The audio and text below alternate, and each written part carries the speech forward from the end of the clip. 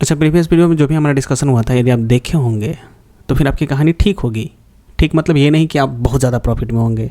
यदि आप stop loss भी लेते होंगे तो काफ़ी अच्छा स्टॉप लॉस लेते होंगे, और जब टारगेट लेते होंगे तो उसका कहानी कुछ और होगा, आप अच्छे से जानते हो। ठीक है, चलो हमारा प्रीवियस डिस्कशन यही था कि जब तक इस रेंज में मार्केट है तब तक ट्रेड लेना लॉन्ग टाइम के लिए आपके और हमारे ये कोई लॉजिक का बात नहीं है। मार्केट एक रेंज बना के यहाँ पे बैठा हुआ है, यदि इसका ब्रेकआउट हुआ तो हम ऊपर के लिए एक अच्छा खासा ट्रेड इनिशिएट कर सकते हैं, ब्रेकडाउन हुआ तो नीचे के लिए।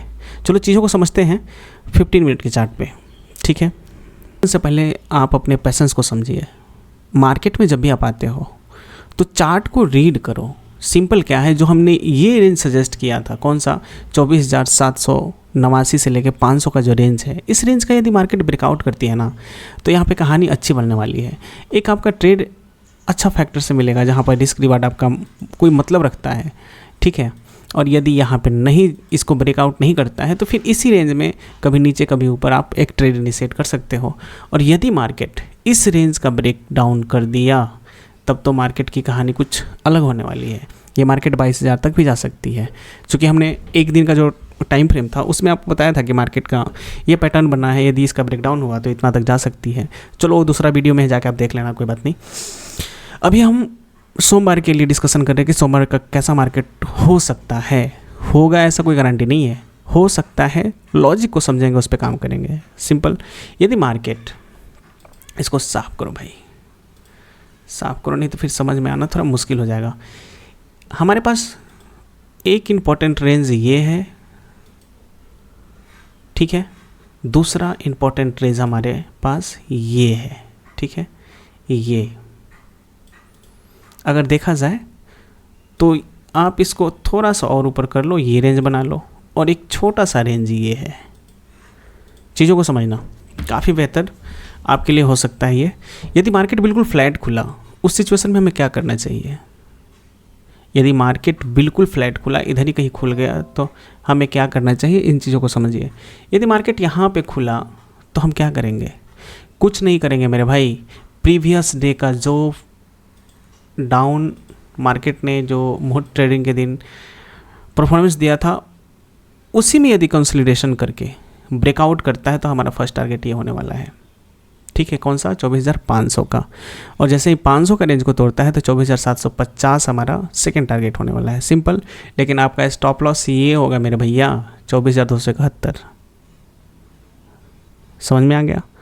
ये था हमारा बिल्कुल फ्लैट खुले, कंसोलिडेशन करे, ब्रेकआउट करे या ब्रेकडाउन करे। सिंपल। यदि ब्रेकडाउन करता है तो हमारा फर्स्ट टारगेट ये है 24,154।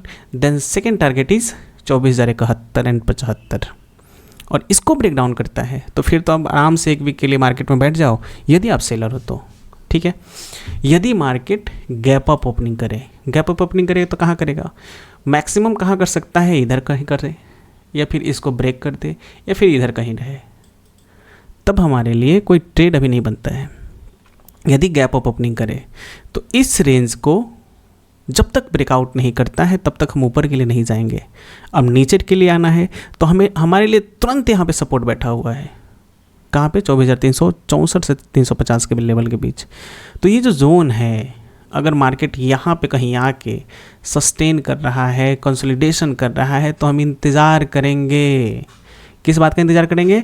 कि जब तक इस रेंज को ब्रेकआउट या ब्रेकडाउन ना हो तब तक हमारे लिए कोई ट्रेड नहीं बनता है। और यदि मार्केट इस रेंज का ब्रेकआउट कर दे तब हमारे लिए एक अच्छा खासा ट्रेड बनता हुआ दिख सकता है, जो ऊपर आपको काफ़ी लेके जा सकता है, ठीक है। ऊपर कहाँ तक लेके जा सकता है आपको? कहाँ तक? आपको ऊपर यहाँ तक लेके जा सकता है 24,586। देन सेकेंड टारगेट इज 24,725 से 750 तक ईजिली आपको जा सकता है, ठीक है, यदि गैप अप नहीं किया तो। लेकिन ये जो चीज़ है ना, इसको समझ के भाई ट्रेड करना। इस रेंज में जब तक है, आपके लिए नीचे ऊपर के लिए कहीं जगह नहीं बन रहा है।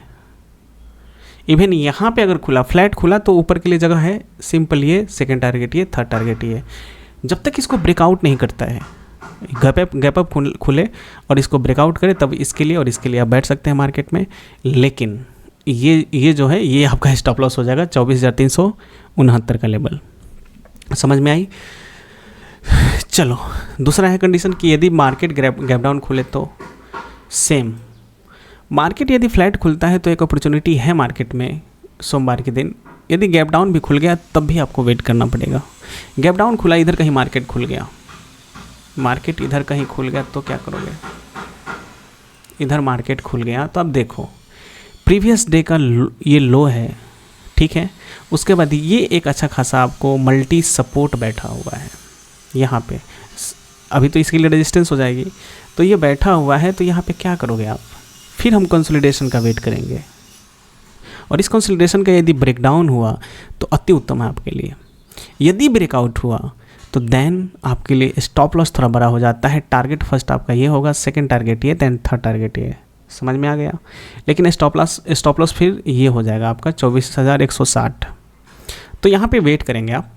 यदि ऊपर के लिए मार्केट जाता है तो रिस्क रिवार्ड आपके अकॉर्डिंग फेवरेबल उतना नहीं होगा, लेकिन नीचे जाता है देन थोड़ा अच्छा होने वाला है, ठीक है। चलो आप समझते हैं निफ्टी बैंक का, निफ्टी बैंक की क्या कहानी है, थोड़ा चीज़ों को समझते हैं। भैया वीडियो बड़ा हो सकता है और बड़ा होता ही है, लेकिन तरीके से आप चीज़ों को समझोगे तो फिर कहानी थोड़ा अच्छी होने वाली है। अभी इसको हम साफ़ कर देते हैं, ठीक है, साफ़ हो जा भाई। ये क्या है, इंडिकेटर।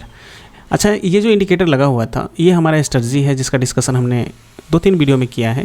तो यदि आपने नहीं देखा है जाके देख लीजिए, काफ़ी अच्छा स्ट्रेटजी है जहाँ पे एक सिंपल तरीके से आप रिस्क रिवार्ड को फॉलो करके अच्छा ट्रेड इनिशिएट करोगे, चाहे सेलर हो चाहे बायर हो, अच्छा यहाँ पे ट्रेड मिलेगा।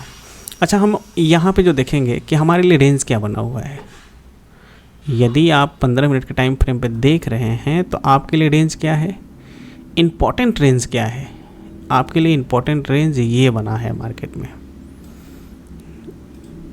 ये इसको थोड़ा बॉक्स में बनाना पड़ेगा क्योंकि रेंज बड़ा बना दिया है, ठीक है। दूसरा रेंज क्या है आपके पास, दूसरा रेंज मार्केट बनाया है ये, ठीक है।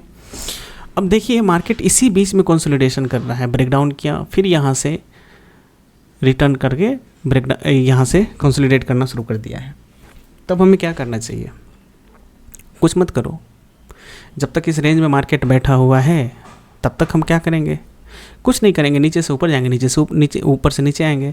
अब देख लो मार्केट में क्या हुआ है, यहाँ से सपोर्ट लेके फिर ऊपर गया, फिर यहाँ से रेजिस्टेंस लेके नीचे आया, फिर सपोर्ट, फिर रेजिस्टेंस, फिर सपोर्ट, फिर रेजिस्टेंस। तो यदि मार्केट में एक अच्छा मूवमेंट चाहिए तो इसको बिल्कुल तोड़ो, नहीं तो इसको बिल्कुल तोड़ो, यही हो सकता है ना, लॉजिक तो यही बताती है। समझ में आ गया। चलो अभी हम बात करते हैं कल के लिए। भैया यदि मार्केट फ्लैट खुला, चीज़ों को सोचना समझना, मार्केट बिल्कुल फ्लैट खुला, इधर कहीं खुला, तो हमें क्या करना है, कुछ नहीं करना है, कंसोलिडेट होने दो भैया। अगर थोड़ा सा आप इधर उधर हाथ चलाएं ना तो हाथ आपकी जल सकती है।